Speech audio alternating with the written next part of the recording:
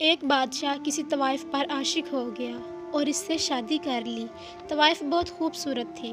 بادشاہ کی یہ کوشش تھی کہ یہ غلط کام چھڑوا کر اس نے نیکی کی ہے، مگر جوں جوں دن گزرتے گئے وہ بیمار ہوتی گئی۔ اس کے خوبصورت گلاب جیسے گال پیلے پڑنے لگے۔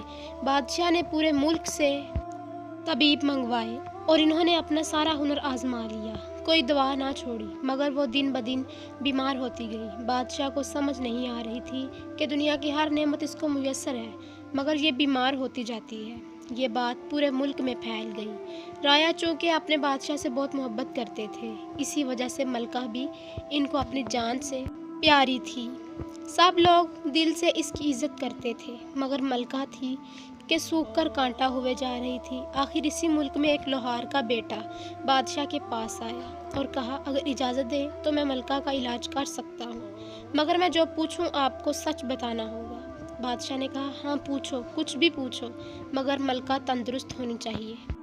لوہار نے کہا، آپ خاطر جمع رکھیں، بس یہ بتائیں کہ ملکہ کو آپ کہاں سے لائے ہیں؟ یہ کون ہے؟ کس کی بیٹی ہے؟ کیا کوئی شہزادی ہے؟ بادشاہ نے کہا، نہیں، یہ ایک طوائف تھی۔ اس کی خوبصورتی پہ میں مر مٹا تھا۔ سوچا یہ ہوا کی بیٹی یوں اپنے آپ کو کسی مجبوری کی وجہ سے نیلام کر رہی ہے، میں اس کو اس کی گندگی سے نکال کر اس کو ایک عزت دار مرتبے پر فائز کروں گا، اسی لیے اس سے شادی کی۔ دنیا کی ہر آسائش تھی، مگر پتہ نہیں کسی کی نظر لگی ہے کہ یہ بیمار سے بیمار ہوتی جا رہی ہے۔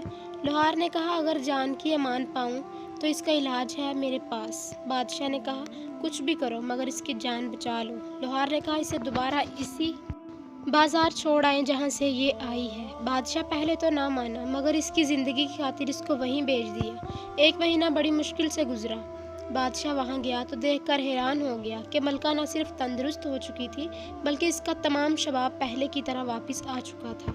وہی لوہار اس کے اوپر پھینکے جانے والے پیسے چن رہا تھا۔ بادشاہ کو دیکھا تو پاس آیا اور عرض کی، حضور، جس کو در در پہ جا کر شہر شہر جا کر روٹی کھانے کی عادت ہو، وہ ایک جگہ قید ہو کر بیمار نہیں ہوگی تو کیا ہوگی؟